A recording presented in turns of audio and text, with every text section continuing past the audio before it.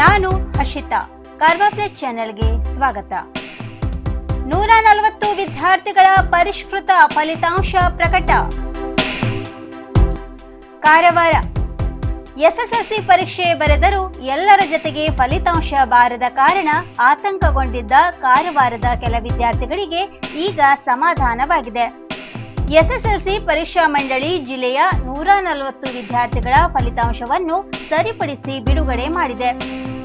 ಉಳಗಾದ SSLC ಪರೀಕ್ಷಾ ಕೇಂದ್ರದಲ್ಲಿ ಪರೀಕ್ಷೆ ಬರೆದ ಬಾಳ್ನಿ, ಕೆರವಡಿ, ಹಳಗ ಪ್ರೌಢಶಾಲೆಗಳ 140 ವಿದ್ಯಾರ್ಥಿಗಳಲ್ಲಿ ಕೆಲವರು ಇಂಗ್ಲಿಷ್, ವಿಜ್ಞಾನ ಹಾಗೂ ಹಿಂದಿ ವಿಷಯದಲ್ಲಿ ಗೈರಾಗಿದ್ದಾರೆ ಎಂದು ಫಲಿತಾಂಶ ಈ ಹಿಂದೆ ಪ್ರಕಟವಾಗಿತ್ತು. ಬಹುತೇಕ ವಿದ್ಯಾರ್ಥಿಗಳು ಜೊಯ್ಡಾ ಭಾಗದ ಬುಡಕಟ್ಟು ಜನಾಂಗದವರಾಗಿದ್ದರು. ವಿದ್ಯಾರ್ಥಿಗಳ ಆಕ್ಷೇಪಣೆಯ ಮೇರೆಗೆ ಡಿಡಿಪಿಐ ಹರೀಶ್ ಗಾವ್ಕರ್ ಪರೀಕ್ಷಾ ಮಂಡಳಿಗೆ ಪತ್ರ ಬರೆದಿದ್ದರು. ಹಳಿಯಾಳ ಶಾಸಕ ಆರ್.ಬಿ. ದೇಶಪಾಂಡೆ ಅವರು ಈ ಸಂಬಂಧ ಪತ್ರ ಬರೆದಿದ್ದರು. ಮಾನವರ ಸಾಂಗತ್ಯ ಸಾಧಿಸಿದ ಮುಂಗಟ್ಟೆ. ಅಂಕೋಲಾ ಅತಿ ನಾಚಿಕೆ ಸ್ವಭಾವ ಹೊಂದಿರುವ ಹಾರ್ನ್ಬಿಲ್ ಪಕ್ಷಿ ಅಂಕೋಲಾದ ಕುಟುಂಬವೊಂದರ ಮಾನವರ ಸಾಂಗತ್ಯ ಸಾಧಿಸಿ ಅಚ್ಚರಿ ಮೂಡಿಸಿದೆ. ಹೊನ್ನಿಕೆರೆ ಗ್ರಾಮದ ಕೃಷ್ಣನ ಶೆಟ್ಟಿ ಅವರ ಮನೆಗೆ ಕಳೆದ 6 ತಿಂಗಳಿಂದ ಹಾರ್ನ್ಬಿಲ್ ಪ್ರತಿದಿನ ಬೆಳಿಗ್ಗೆ, ಮಧ್ಯಾಹ್ನ ಹಾಗೂ ಸಾಯಂಕಾಲ ಸೇರಿ 3 ಬಾರಿ ಬರುತ್ತದೆ. ಅವರು ಕೊಟ್ಟ ಆಹಾರ ತಿನ್ನುತ್ತದೆ, ಮನೆಯವರೊಟ್ಟಿಗೆ ಆಟವಾಡುತ್ತದೆ. ಶೆಟ್ಟಿಯವರ ಚಿಕ್ಕ ಮಗ ಅಕ್ಷಯ್ ಎಂದರೆ ಎಲ್ಲಿಲ್ಲದ ಪ್ರೀತಿ. ಆತನೊಟ್ಟಿಗೆ ಕಣ್ಣ ಮುಚ್ಚಾಲೆ ಆಡುತ್ತದೆ. ಇದನ್ನು ನೋಡಲು ಈಗ ಹಲವರು ಅವರ ಮನೆಗೆ ಭೇಟಿ ನೀಡುತ್ತಿದ್ದಾರೆ. ಕನ್ನಡದಲ್ಲಿ ಮಂಗಟ್ಟೆ ಎಂದು ಕರೆಸಿಕೊಳ್ಳುವ ದೊಡ್ಡ ದೇಹ, ಅದಕ್ಕಿಂತ ದೊಡ್ಡ ಕೊಕ್ಕು, ಅದರ ಮೇಲೊಂದು ಆಕರ್ಷಕ ಕಿರೀಟ ಹೊಂದಿರುವ ಅಪರೂಪದ ಪಕ್ಷಿ ಹಾರ್ನ್ಬಿಲ್. ಉತ್ತರ ಕನ್ನಡದಲ್ಲಿ 4 ಪ್ರಭೇದದ ಹಾರ್ನ್ಬಿಲ್ಗಳಿವೆ. ಅದರಲ್ಲಿ ಇದು ಗ್ರೇಟ್ ಇಂಡಿಯನ್ ಅಥವಾ ಗ್ರೇಟ್ ಪೈಡ್ ಹಾರ್ನ್ಬಿಲ್ ಎಂದು ಕರೆಯಲ್ಪಡುತ್ತದೆ.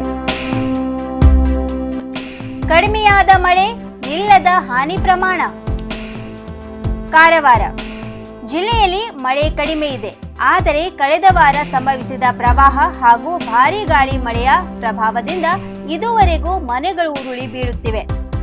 ಸೋಮವಾರ ಬೆಳಗಿನ ವರದಿಯಂತೆ ಹಳಿಯಾಳದಲ್ಲಿ 11, ಯಲ್ಲಾಪುರದಲ್ಲಿ 3, ಕುಮಟಾದಲ್ಲಿ 2, ಭಟ್ಕಳ, ದಾಂಡೇಲಿ, ಶಿರಸಿ, ಸಿದ್ದಾಪುರದಲ್ಲಿ ತಲಾ 1 ಮನೆಗಳಿಗೆ ಭಾಗಶಃ ಹಾನಿಯಾಗಿದೆ. ಯಲ್ಲಾಪುರದ 1 ಮನೆ ಸಂಪೂರ್ಣ ಬಿದ್ದು ಹೋಗಿದೆ. ಈ ವರ್ಷದಲ್ಲಿ ಇದುವರೆಗೆ 300 ಮನೆಗಳಿಗೆ ಭಾಗಶಃ ಹಾನಿಯಾಗಿದ್ದು 34 ಮನೆಗಳು ಸಂಪೂರ್ಣ ಬಿದ್ದು ಹೋಗಿವೆ. ಪೈಪ್ಲೈನ್ ಅಳವಡಿಕೆ, ಹಾಳಾದ ರಸ್ತೆ.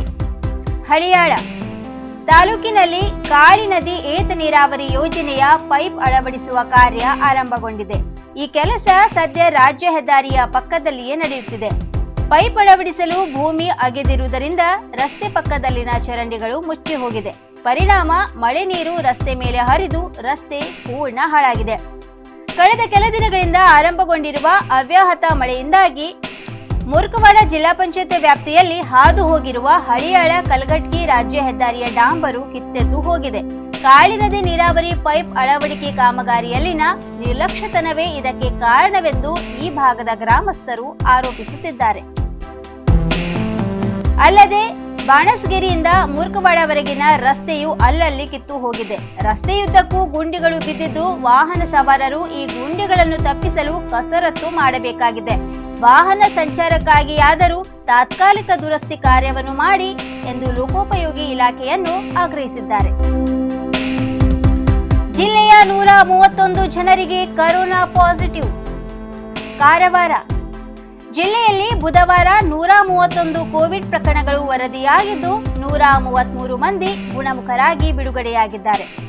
ಕಾರವಾರದಲ್ಲಿ 2, ಅಂಕೋಲಾ 13, ಕುಮಟಾದಲ್ಲಿ 6, ಹೊನ್ನಾವರ 6, ಭಟ್ಕಳದಲ್ಲಿ 12, ಶಿರಸಿಯಲ್ಲಿ 13, ಸಿದ್ದಾಪುರದಲ್ಲಿ 5, ಯಲ್ಲಾಪುರದಲ್ಲಿ 18, ಮುಣಗೋಡದಲ್ಲಿ 33, ಹಳಿಯಾಳದಲ್ಲಿ 22, ಜೊಯ್ಡಾದಲ್ಲಿ ಓರ್ವನಲ್ಲಿ ಸೋಂಕು ದೃಢಪಟ್ಟಿದೆ. ಇನ್ನು ಕಾರವಾರದಲ್ಲಿ 5, ಅಂಕೋಲಾದಲ್ಲಿ 2, ಕುಮಟಾದಲ್ಲಿ 49, ಭಟ್ಕಳ 47, ಶಿರಸಿ 8, ಸಿದ್ದಾಪುರ 1, ಮುಣಗೋಡ 6, ಹಳಿಯಾಳದಲ್ಲಿ 14, ಜೊಯ್ಡಾದಲ್ಲಿ ಓರ್ವ ಗುಣಮುಖರಾಗಿ ಆಸ್ಪತ್ರೆಗಳಿಂದ ಬಿಡುಗಡೆಯಾಗಿದ್ದಾರೆ. ಈವರೆಗೆ ಜಿಲ್ಲೆಯ 3,579 ಮಂದಿಯಲ್ಲಿ ಸೋಂಕು ದೃಢಪಟ್ಟಿದ್ದು 2,666 ಮಂದಿ ಗುಣಮುಖರಾಗಿದ್ದಾರೆ. 35 ಮಂದಿ ಸಾವನ್ನಪ್ಪಿದ್ದು 878 ಸಕ್ರಿಯ ಸೋಂಕಿತರಿಗೆ ಚಿಕಿತ್ಸೆ ಮುಂದುವರೆದಿದೆ. ಇನ್ನು ಮತ್ತಷ್ಟು ಸುದ್ದಿಗಾಗಿ ಕಾರ್ವಾರ್ ಪ್ಲಸ್ ವೀಕ್ಷಿಸಿ. ನೀವು ಯೂಟ್ಯೂಬ್ ಅಲ್ಲಿ ನೋಡ್ತಿದ್ದೀರಿ, ಸಬ್ಸ್ಕ್ರೈಬ್ ಮಾಡಿ, ಬೆಲ್ ಐಕಾನ್ ಕ್ಲಿಕ್ ಮಾಡಿ. ಫೇಸ್ಬುಕ್ ಪೇಜ್ ಅಲ್ಲಿ ನೋಡ್ತಿದ್ದೀರಿ, ಫಾಲೋ ಮಾಡಿ. ಧನ್ಯವಾದಗಳು.